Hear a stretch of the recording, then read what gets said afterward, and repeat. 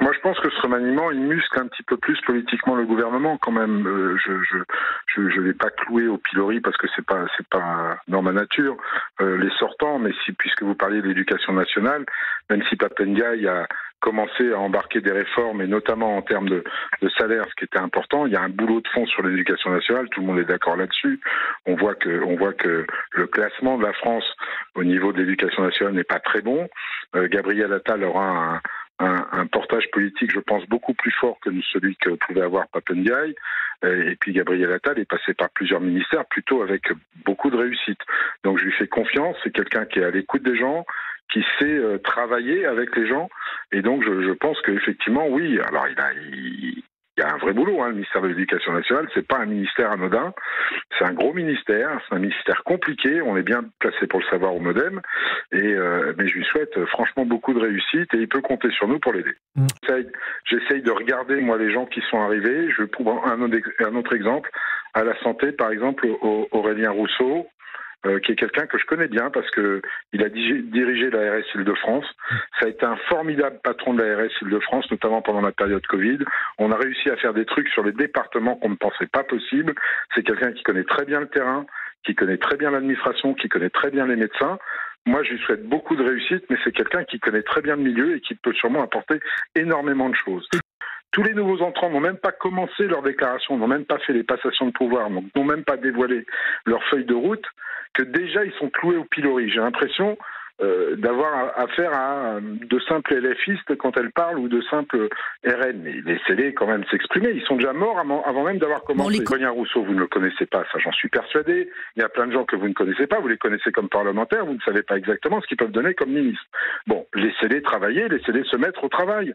Je veux dire, moi par exemple, je suis ravi que notre ami Philippe Vigier, qui est du MoDem, soit nommé aux Outre-mer. J'ai déjà vu des réactions qui le clouait au pilori alors que personne ne sait ce qu'il a fait dans sa vie et de parlementaire et d'élu local. Tout ce qu'il a fait au niveau des territoires, ça a toujours été des succès. Il connaît très bien les territoires. Moi, j'ai discuté avec Philippe aujourd'hui. Je sais qu'il va amener des choses qui n'ont pas encore été amenées sur les Outre-mer. Mais arrêtez de clouer les gens au pilori avant même qu'ils aient commencé à ouvrir la bouche. Enfin, c'est insupportable. Vous croyez franchement que c'est ce que les Français veulent. Après que ce gouvernement ait une couleur qui ressemble à celle du président de la République, excusez-nous. On a beau être en majorité relative, on est majoritaire. Un peu parce que c'est pas facile, et ça, c'est pas une critique que je leur fais, c'est pas facile d'être un pro d'un sujet et de devenir aussi un peu un pro de la politique. Il y en a un qui a parfaitement réussi ça au gouvernement, c'est Éric Dupond-Moretti, qui fait le job, plus 60% sur le budget de la justice, ça s'était jamais vu. Politique publique complètement oubliée de différents gouvernements depuis des années, et même sous Nicolas Sarkozy, et puis j'en passe. Enfin moi, c'est toujours ce que j'ai dit, m'avez toujours entendu le dire. En réalité, on a besoin de quoi ? On a besoin de gens qui sachent faire le boulot, donc qui soient techniquement capables de tenir leur administration et de faire avancer la France, mais qui sont capables d'en assurer le portage politique, avec des mots simples. Je dis toujours en parlant France, c'est mon expression, pour que les Français comprennent ce qu'on fait. Si vous êtes trop dans la technocrature, personne ne vous comprend. Donc il faut savoir diriger son administration, savoir non seulement diriger, mais imposer des choix politiques, c'est jamais très facile, et derrière être capable de les transcrire dans un langage compréhensible par tous. Je vois que dans ce nouveau gouvernement, il y a beaucoup d'entre eux répondent à cette définition, et moi ça me satisfait vraiment. Oui, c'est important qu'ils le fassent, parce qu'il faut le faire après les 100 jours.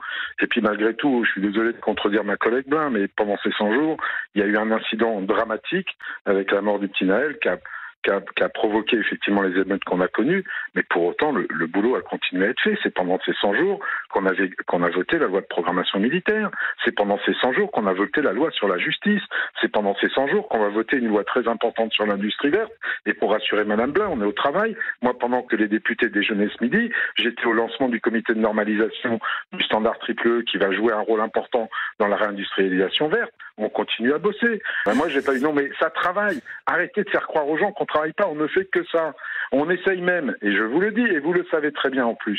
Si je prends le cas de la loi de programmation énergie-climat, on Merci introduit... Bruno Millier. Non mais attendez, laissez-moi terminer. On introduit très vite parce qu'on est pris par le temps. Des députés de l'opposition dans tous les groupes de travail. Donc en plus, on les associe. Au moins ceux de l'arc républicain. Donc j'aimerais bien que des fois la vérité ressurgisse. C'est pour ça que ça me tenait à cœur de dire ça. Voilà.